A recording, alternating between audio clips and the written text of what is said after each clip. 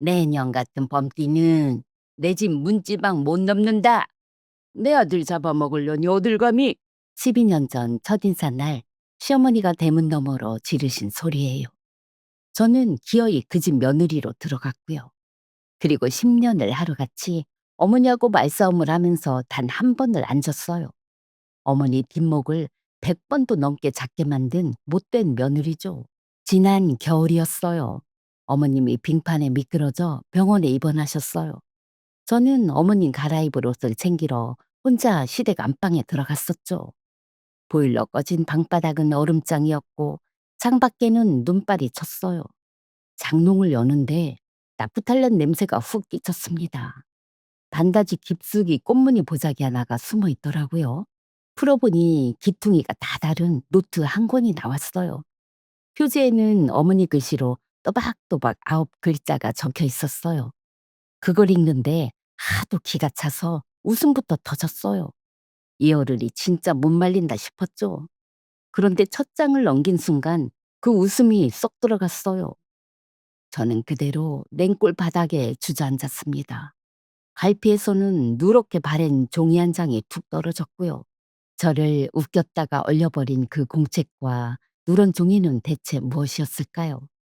그리고 지난 10년 어머니 방에서는 대체 무슨 일이 있었던 걸까요?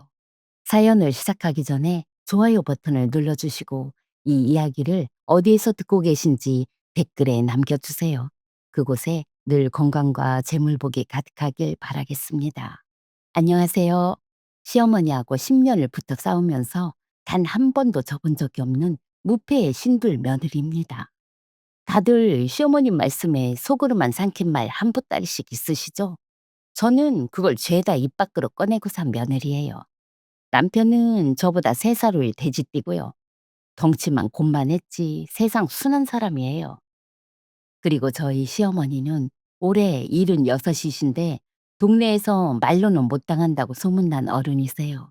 오늘은 그 어른하고 제가 어쩌다 10년을 원수처럼 붙어 살게 됐는지 맨 처음부터 말씀드릴게요. 12년 전이에요.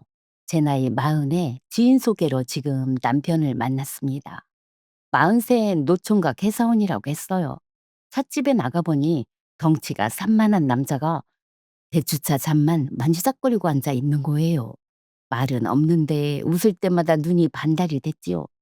저는 그 앞에서 혼자 신나게 떠들다가 집에 와서 이불을 걷어찼어요. 마흔 먹은 여자가 19처럼 굴었으니까요. 저는 혼자 대신 엄마가 시장통에서 방앗 가느라며 키운 딸이라고 했어요. 그랬더니 그 사람이 참기름 냄새를 세상에서 제일 좋아한다고 싱겁게 웃는 거예요. 저는 그 웃음에 넘어갔지요. 이 나이에 무슨 불같은 연애를 바랐겠어요.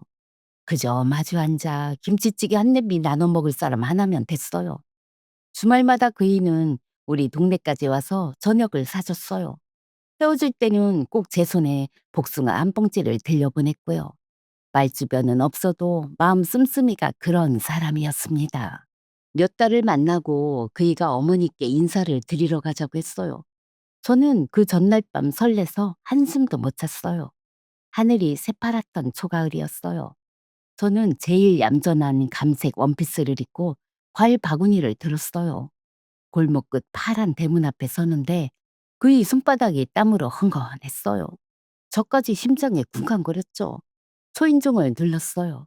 대문이 열리자마자 인사말보다 먼저 날아온 건 이 한마디였습니다. 너는 무슨 띠냐? 저는 허리를 깊이 숙이면서 대답했어요.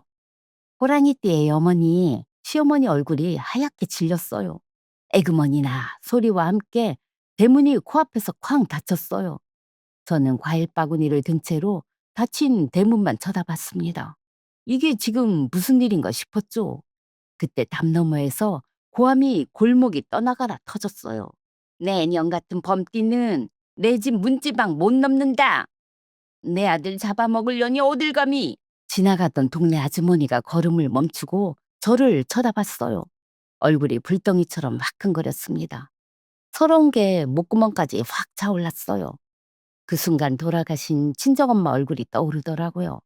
새벽마다 참기름을 짜느라 기름이 배다 못해 반들반들해진 그 손이요.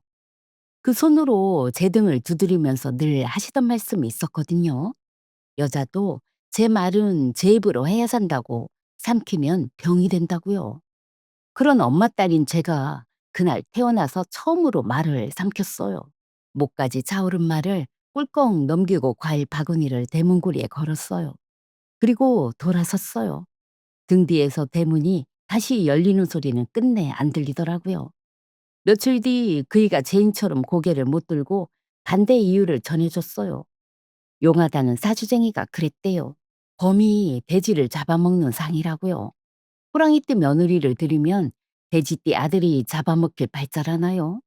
기가 막혀서 웃음부터 났어요. 얼굴도 마음도 안 보고 띠부터 보는 어른은 살다 살다 처음이었거든요. 그런데 두 번째 이유가 더 아팠어요. 대학원까지 나온 여자는 드세서 못 쓴다는 거예요. 여자가 남자 위에 서면 집안이 망한다고요. 그 대학원이 어떤 대학원인데요. 친정엄마가 참기름 팔고 고춧가루 빻아서 보낸 대학원이에요. 그 졸업장이 그 댁에서는 자랑이 아니라 흠이 됐어요. 억울해서 밤마다 이불 속에서 몇 번을 뒤척였는지 몰라요. 그러다 알게 됐어요. 그이가 마흔이 넘도록 장가를 못 간 진짜 이유를요. 여자를 데려갈 때마다 어머님이 번번이 그 집을 잡으셨던 거예요. 키가 크면 싱겁다, 작으면 답답하다, 말이 많으면 경망스럽다, 조용하면 음흉하다. 그렇게 다 떨어져 나갔대요. 제 친구들도 그 얘기를 듣더니 도망가라고 등을 떠밀었어요. 솔직히 저도 흔들렸어요.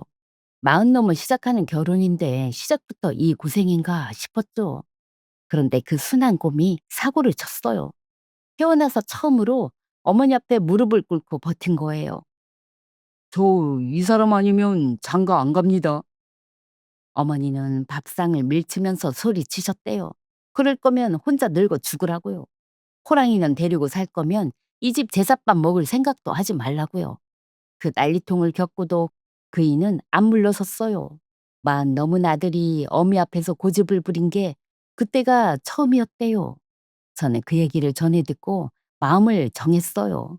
이 사람이라면 살아도 되겠다 싶었습니다. 그렇게 저는 42에 어머님 허락 없이 식을 올렸어요. 신랑은 45 노총각이었고요.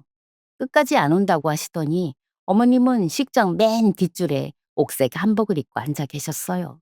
식장 가득한 꽃향기 속에서 하객들은 웃고 박수를 치는데 그 자리만 냉기가 돌았지요.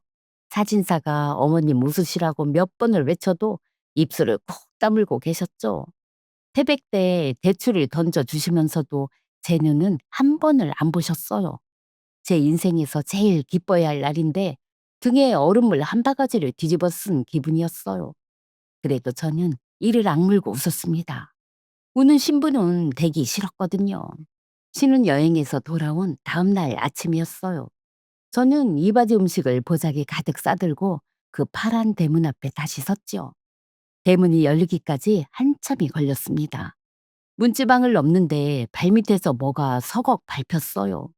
굵은 소금이었어요. 형광까지 하얗게 소금이 뿌려져 있더라고요.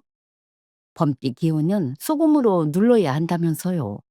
저는 이바지 보자기를 두 손으로 받쳐든 채 그 소금을 밟고 들어갔어요. 시집살이 첫걸음이 소금밭이었던 거예요. 그래도 저는 진심이었어요. 시아버지는 남편이 국민학교 다닐 때 돌아가셨대요. 어머님 혼자 평생 아들 하나 바라보고 사셨고요. 그 세월이 짠해서 저는 정말 잘해드리고 싶었어요. 바란 것도 소박했어요. 대단한 사랑 말고 밥상머리에서 맛있다 소리 한번 듣는 거요. 신혼집은 시댁에서 걸어서 5분 거리였어요. 어머니가 아들밥 굶는다고 그 골목에 집을 얻게 하셨거든요. 집들이 날 남편이 현관 비밀번호까지 불러드렸어요. 그 순한곰은 그게 무슨 뜻인지 몰랐던 거예요.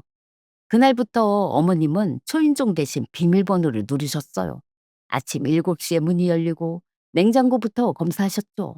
반찬이 3가지면 아들을 굶긴다 하시고 5가지면 살림이 해프다 하셨어요. 제가 갈치를 졸여다 드리면 걔도 안 먹겠다 하셨고요. 그런데 이상하죠? 반찬통은 늘 바닥까지 비어서 돌아왔습니다. 남편 베개 밑에서 바스락 소리가 난 것도 그 무렵이에요. 꺼내보니 누런 부적이었어요. 범기운을 막는다는 부적을 아들 베개 밑에 넣어두신 거예요. 등골이 서늘한데 화도 못 냈어요. 저는 그걸 도로 베개 밑에 넣었어요. 그때는 그렇게라도 며느리 노릇을 하고 싶었거든요. 어머님 말은 또 얼마나 매웠는지 몰라요. 남편이 감기만 걸려도 범띠 기운에 눌려서 그렇다 하셨어요. 회사에서 승진이 늦어져도 며느리 사주 탓이었죠. 대학원 나온 년이 조기 하나도 못 구워서 다 태워먹느냐는 소리는 아예 단골 레파토리였고요. 저는 그때마다 웃는 낯으로 죄송하다고 했어요. 목구멍으로 넘긴 말들이 명치에 차곡차곡 쌓였습니다. 그러다 가을쯤엔 진짜로 병이 났어요. 목에 밤털만한 게 걸린 것 같은데 뱉어도 안 나오고 삼켜도 안 내려갔어요. 병원에서는 아무것도 없다고 신경성이라고 했어요. 삼키면 병되던다던 친정엄마 말이 그제야 무슨 말인지 알겠더라고요. 그리고 김장철이 왔어요. 하필 친정엄마 기일하고 시댁 김장날이 겹쳤어요. 하루만 밀어주십사 말씀을 드렸더니 어머니가 이러셨어요. 죽은 애미 제사가 산 시애미 김장보다 중하냐? 저는 그 말에도 네 소리를 했어요.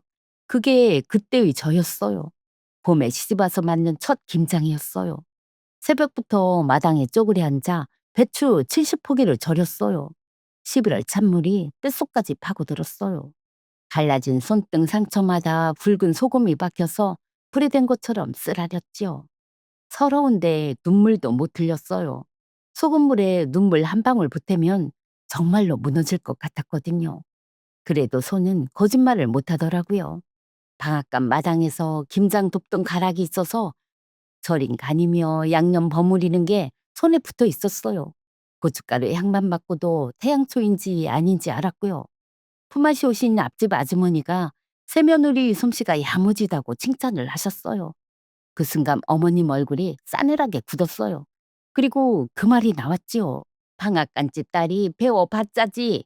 오죽 못났으면 애미가 평생 기름이나 짰겠어. 마당이 조용해졌습니다.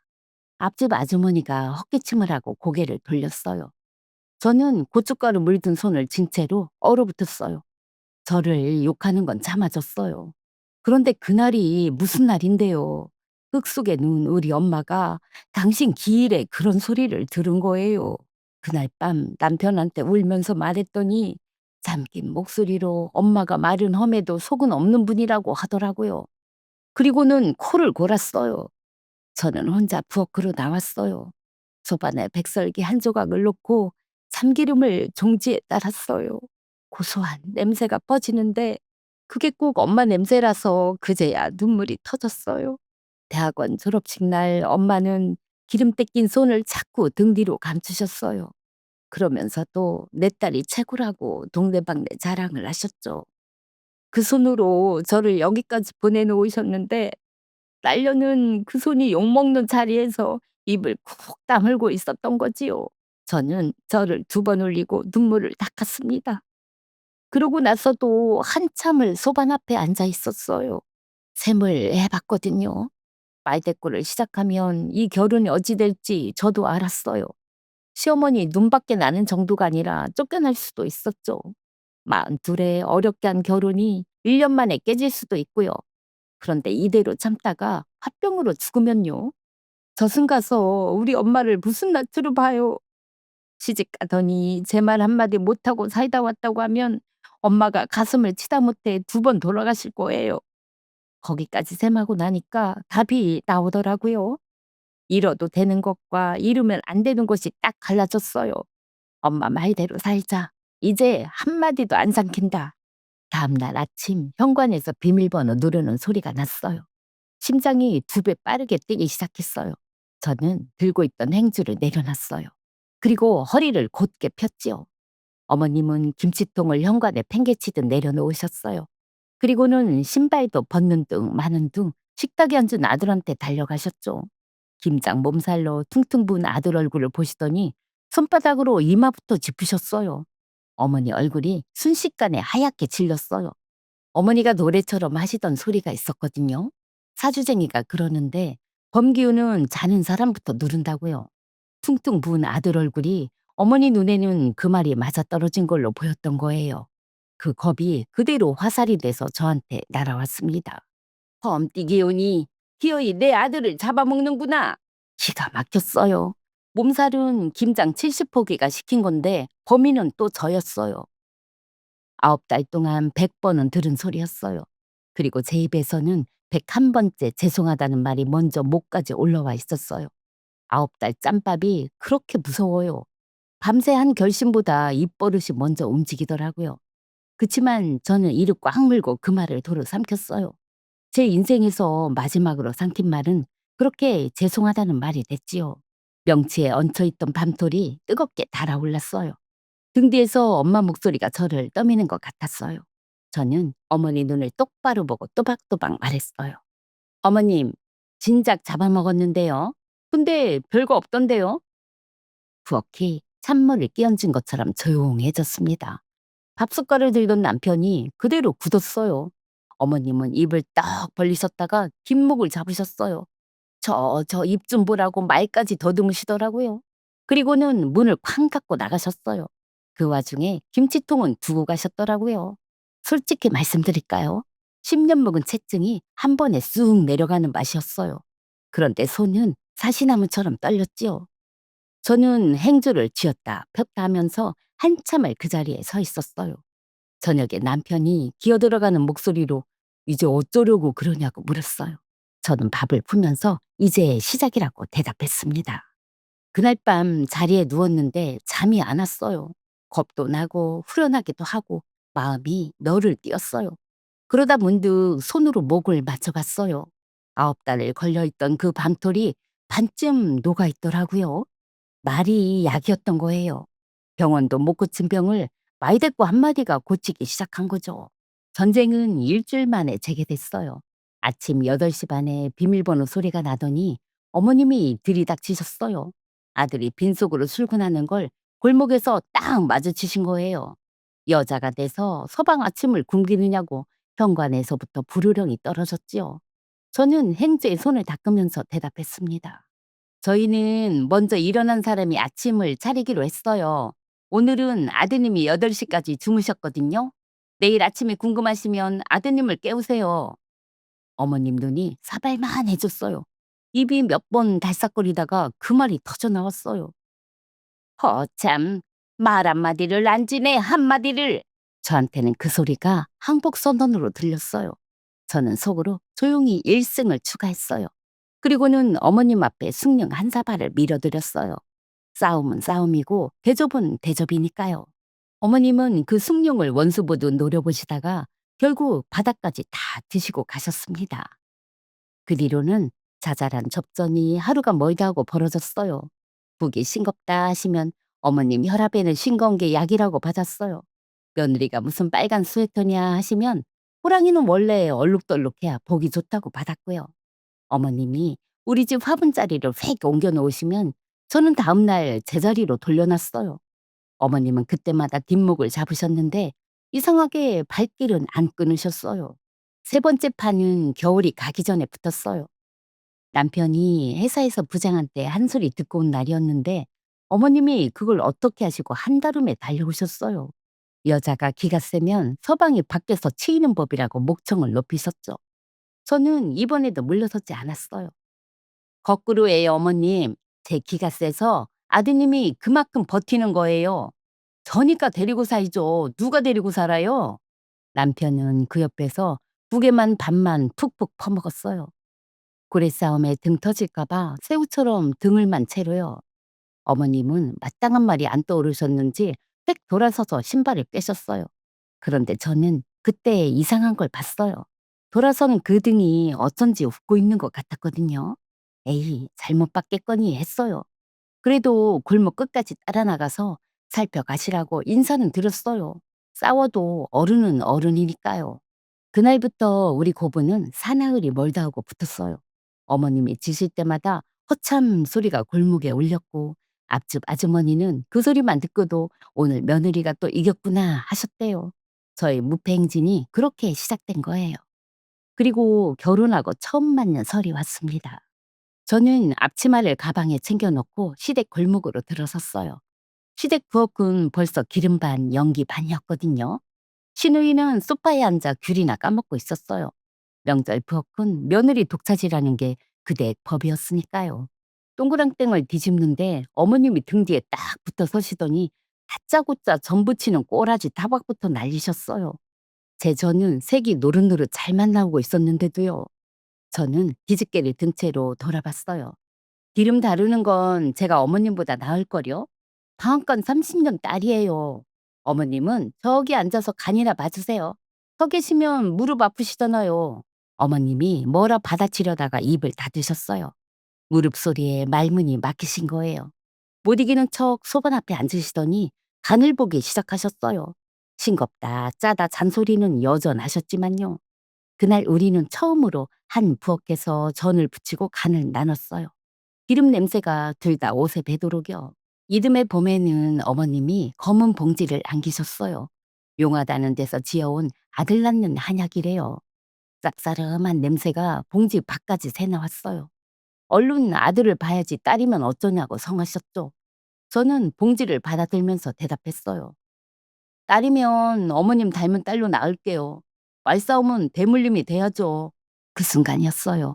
어머님 입에서 웃음이 픽 터졌어요. 정면에서 웃음을 들킨 건 그날이 처음이었어요. 어머님은 화들짝 헛기침을 하시고는 획 돌아서셨어요. 저 시건방 찐 거 소리를 남기시면서요. 그런데 그 등이 들썩들썩 하더라고요. 아이는 끝내 저희 부부한테 안아줬어요. 신기한 건 어머님이에요. 언제부턴가 그 말씀을 뚝 끊으셨어요. 한약 봉지도 다시는 안 왔고요. 미운 말은 100가지를 하셔도 아픈 말은 안 하시는 분이셨던 거예요. 결혼 3년째 봄에는 계모임에서 제주도를 갔어요. 가기 전에 어머님 냉장고에 반찬을 7가지 채워놓고 갔죠. 그런데도 돌아오는 날 현관문이 부서져라 울렸어요. 서방밥은 어쩌고 옆편네가 사흘씩 놀러를 다니느냐고요. 저는 캐리어도 못 풀고 받아쳤습니다. 아드님이 내일 모레 신이에요, 신. 밥솥 버튼을 못 누르면 그건 제 잘못이 아니라 어머님 잘못이죠. 어머님이 숨을 크게 들이키시는데 제가 먼저 캐리어를 열었어요. 그리고 호피무늬 스카프를 꺼내 어깨에 둘러드렸어요. 호랑이 기운이 어머님을 지켜드릴 거라고요. 어머님은 늙은이를 놀리느냐고 역정을 내셨어요. 그런데 그 다음 주 경로당 가시는 길에 보니까 그 스카프를 목에 두르고 계시더라고요. 해가 몇 번 더 바뀌면서 저희 싸움에도 이상한 규칙이 생겼어요. 어머님은 꼭 경로당 다녀오신 날 시비가 늘었어요. 그런 날은 목소리에 힘이 2배였죠. 저는 화투에서 잃고 오셔서 화풀이 하시나 보다 했어요. 그러다 5년쯤 됐을 때 무패 인생 최대 위기가 왔습니다. 아침 대바람부터 전화가 왔는데 어머님 목소리에 자신감이 넘쳤어요. 먼저 일어난 사람이 아침을 차린다는 그 규칙을 들먹이시더라고요. 당신이 오늘 새벽 5시에 일어나셨다면서요. 저는 속으로 코웃음을 쳤어요. 그럼 규칙대로 먼저 일어나신 어머님이 차리시면 된다고 느긋하게 받았죠. 그런데 수화기 너머에서 기다렸다는 듯이 웃음소리가 터졌어요.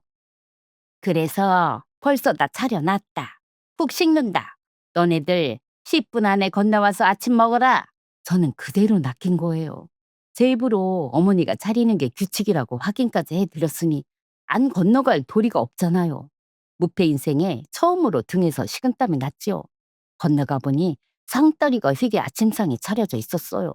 조기에 소고기 묵국에 그 새벽부터 몇 시간을 서 계셨을 상이었죠. 저는 수저를 들다 말고 마지막 반격을 날렸어요. 어머님, 이건 반칙이에요.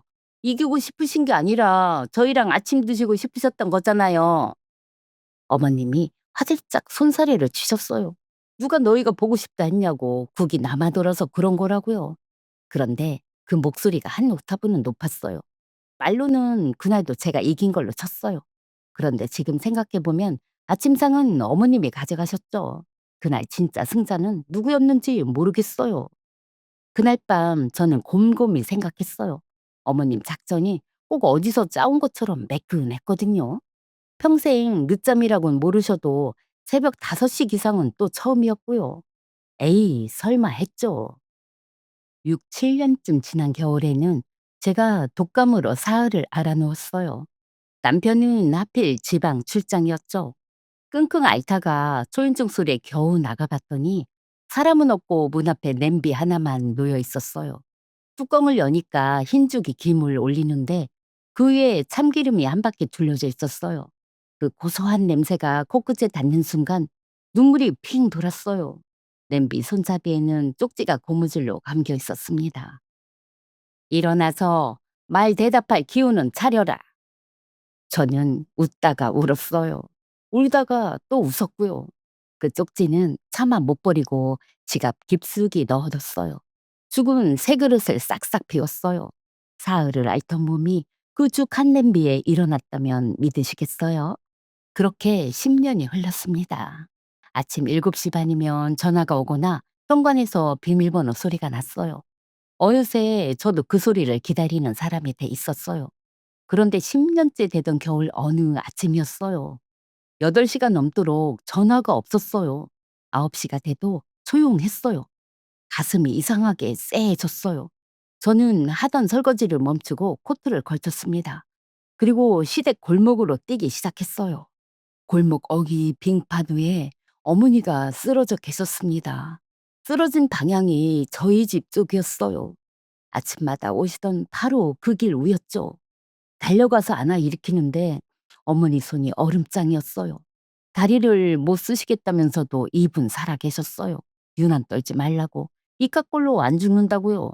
저는 덜덜 떨리는 손으로 119를 눌렀어요. 고관절 골절이었어요. 76 몸으로 큰 수술을 받으셨죠. 수술실 불이 켜져 있던 3시간 동안 저는 복도 의자에서 다리를 떨었어요.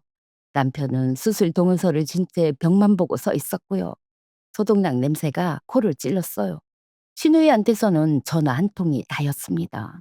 애들 방학이라 바빠서 못 내려온다고요. 10년을 싸운 저는 복도에 있는데 배 아파 나온 딸은 전화기 너머에 있더라고요. 수술은 잘 끝났어요. 그런데 마취에서 깬 어머님이 이상했어요. 병원밥이 싱겁다 소리도 안 하시고 천장만 보고 계셨어요. 10년 만에 처음 보는 조용한 어머님이 저는 무서웠습니다. 사흘째 되던 날 갈아입을 옷을 챙기러 혼자 시댁에 갔어요. 빈집은 보일러가 꺼져서 방바닥이 얼음장이었어요. 창밖에는 눈발이 치고 있었죠. 장롱을 여는데 나프탈렌 냄새가 훅 끼쳤습니다. 속으시며 내복을 꺼내는데 반다지 깊숙한 곳에서 꽃무늬 보자기가 손에 걸렸어요. 풀어보니 기퉁이가 다 다른 대학노트 한 권이 나왔어요. 표지에는 어머님 글씨로 또박또박 9글자가 적혀 있었습니다. 며느리 말대꾸 데뷔장. 읽는데 하도 기가 차서 웃음부터 터졌어요. 이 어른이 진짜 못 말린다 싶었죠. 76 노인네가 며느리를 이겨먹겠다고 작전 노트까지 만드신 거잖아요. 저는 낄낄거리면서 첫 장을 넘겼어요. 그리고 그 웃음이 쏙 들어갔습니다. 첫 장에는 날짜부터 적혀 있었어요. 11월 20일. 제가 처음으로 말대꾸한 바로 그날이었어요. 그 밑에 볼펜으로 꾹꾹 눌러 쓴 글씨가 있었죠. 벌써 잡아먹었단다. 별거 없단다. 기가 차서 아무 말도 못했다. 오늘은 졌다. 저는 앉은 채로 장을 넘겼어요. 우리의 10년이 거기 고스란히 있었어요. 제가 받아친 말들이 한자도 안 틀리고 날짜까지 달려 적혀 있었어요. 그리고 끝은 매번 똑같았어요. 오늘은 졌다. 오늘도 졌다.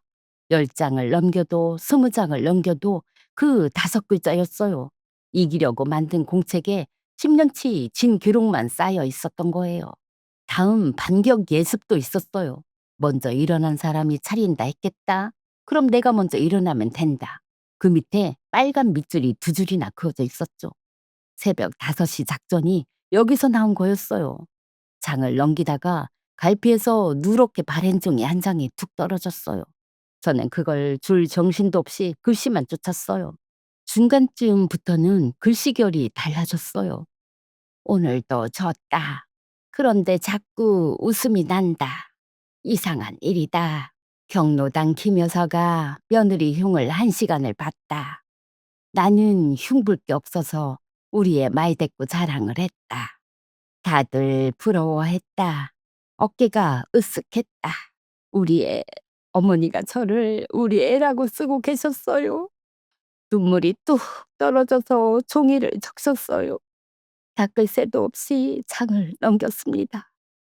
뒤로 갈수록 글씨가 조금씩 삐뚤어졌어요. 어머니 손이 늙어가는 게 글씨에 다 보였습니다.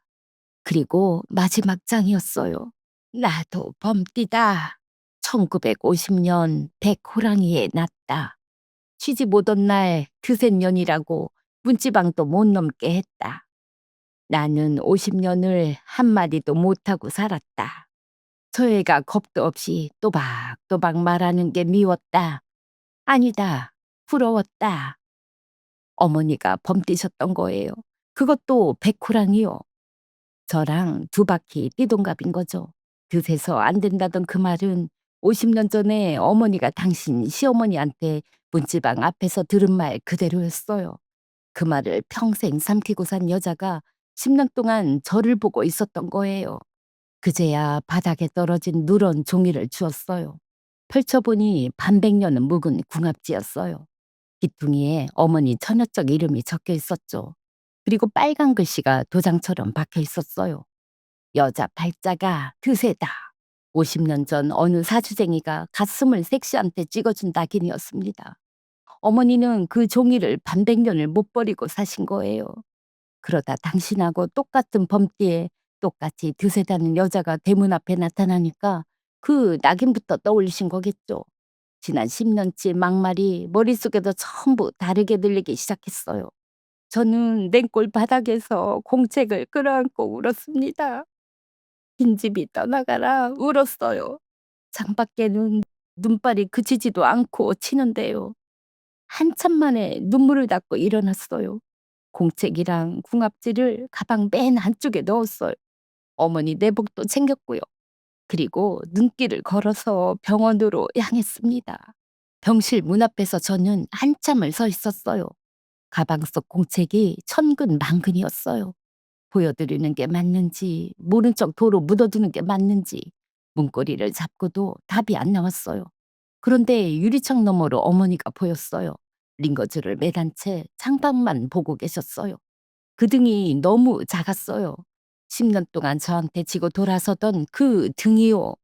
저는 문을 열었습니다. 저녁 무렵이라 병실엔 겨울해가 뉘엿뉘엿 들고 있었어요. 남편은 저녁 먹고 오라고 아래층 식당으로 내려보냈어요. 어머니하고 단둘이 있고 싶었거든요. 저는 갈아입을 옷을 서랍장에 정리하면서 견눈으로 어머니를 봤어요. 병원밥이 나왔는데 타박 한마디 없이 두 옷을 뜯어 마셨더라고요. 그 조용함이 저는 견딜 수가 없었습니다. 그래서 제가 먼저 시비를 걸었어요. 어머니, 병원밥 타박도 안 하시고 웬일이세요? 저 심심해서 안 되겠는데요. 한판 하셔야죠. 어머니가 픽 웃으셨어요. 아픈 사람 데리고 못하는 소리가 없다고 힘없이 받으시는데 그게 더 서글펐어요. 저는 침대 옆으로 의자를 당겨 앉았어요. 그리고 가방에서 공책을 꺼내 어머니 무릎에 가만히 올려드렸습니다. 병실 공기가 그대로 멎었어요.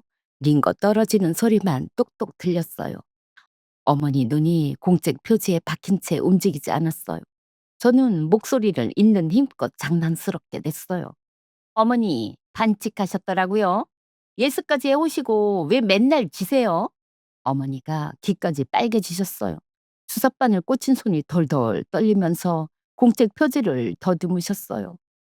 뭐라 호통을 치시려고 입을 여셨는데 나온 건 호통이 아니었어요.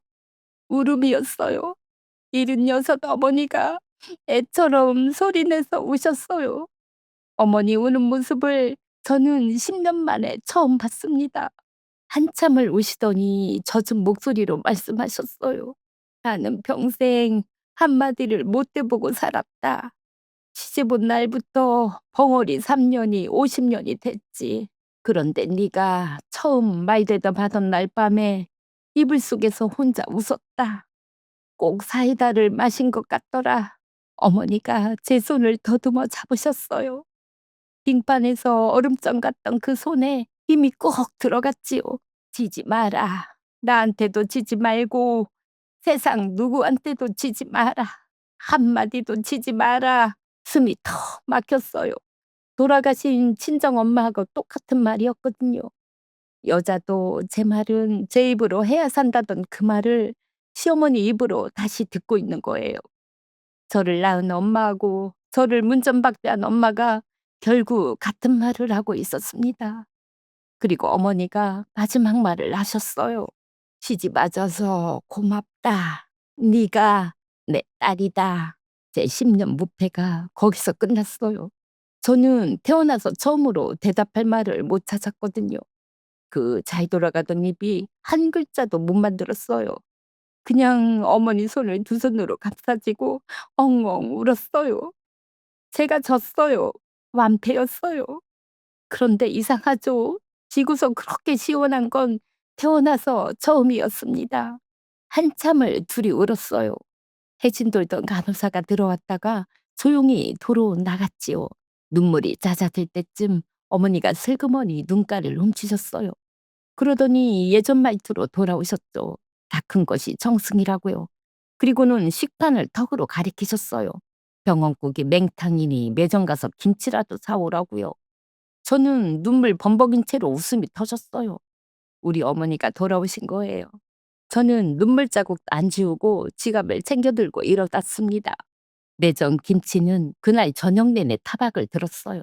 짜다, 무르다, 고춧가루가 중국산 같다. 저는 그 잔소리가 어찌나 반갑던지 일부러 대꾸도 안 했어요. 우리 어머니가 살아 돌아오신 소리였으니까요. 봄이 되면서 어머니는 지팡이를 짚고 일어나셨어요. 재활 치료 가는 날마다 제가 모시고 다녔죠. 물리치료사 선생님이 어르신 회복이 빠르다고 놀라면 어머니는 꼭 한마디 하셨습니다. 집에서 말싸움으로 단련이 돼서 그렇다고요. 4월에는 둘이 지팡이 맞춰 짚고 시장 나들이를 갔어요.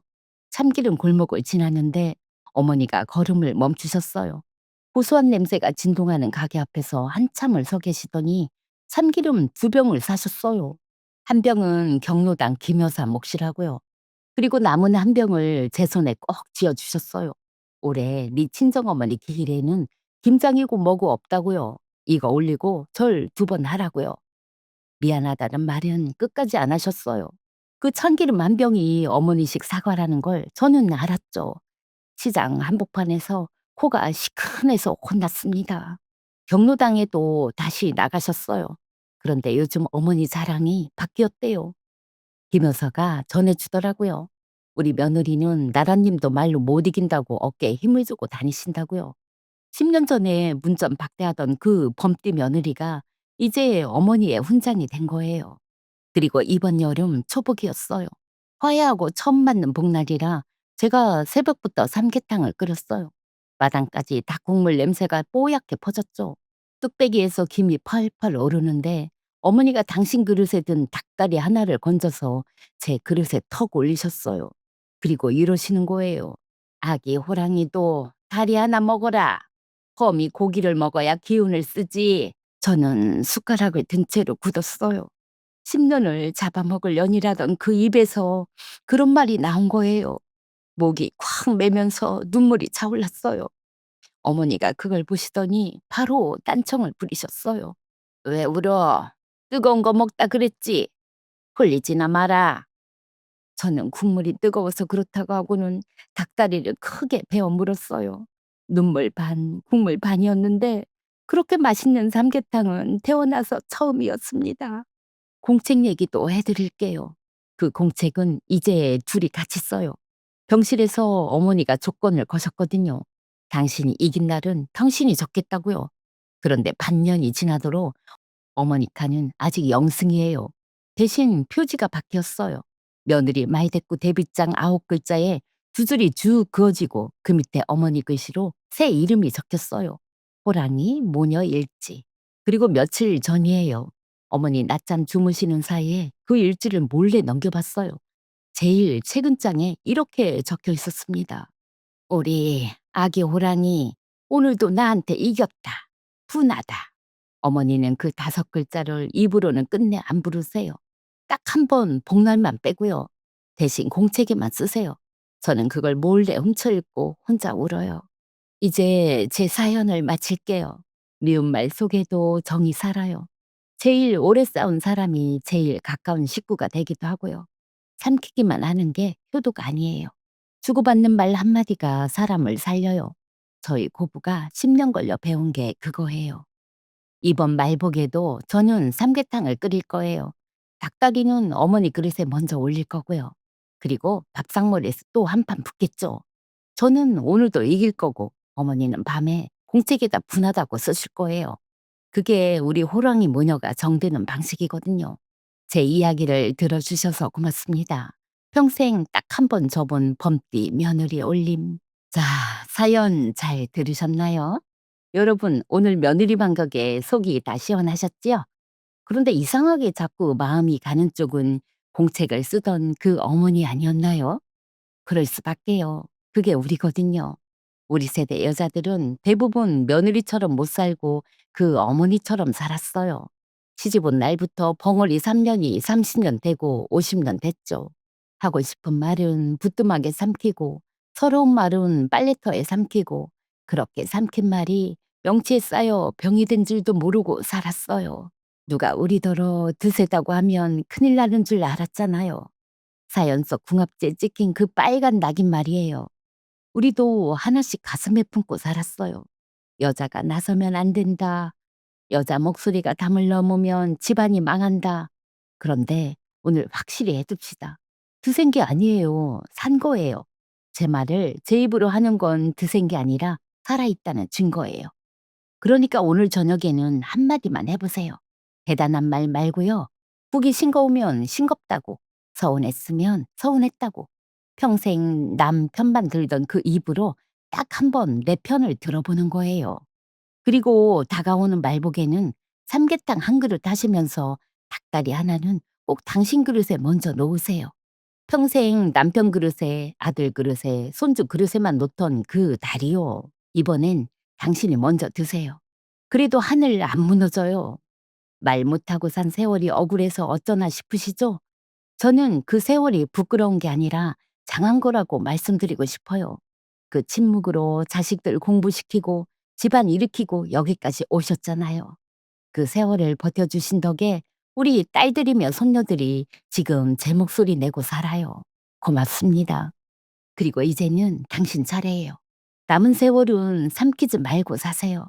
오늘도 부엌에서 마당에서 보스 안에서 함께 해주신 우리 식구들 고맙습니다. 여러분 댁 어머님은 며느님은 어떤 분이신지 티격태격 정든 이야기 댓글로 들려주세요. 구독 버튼도 꾹 눌러주시고요.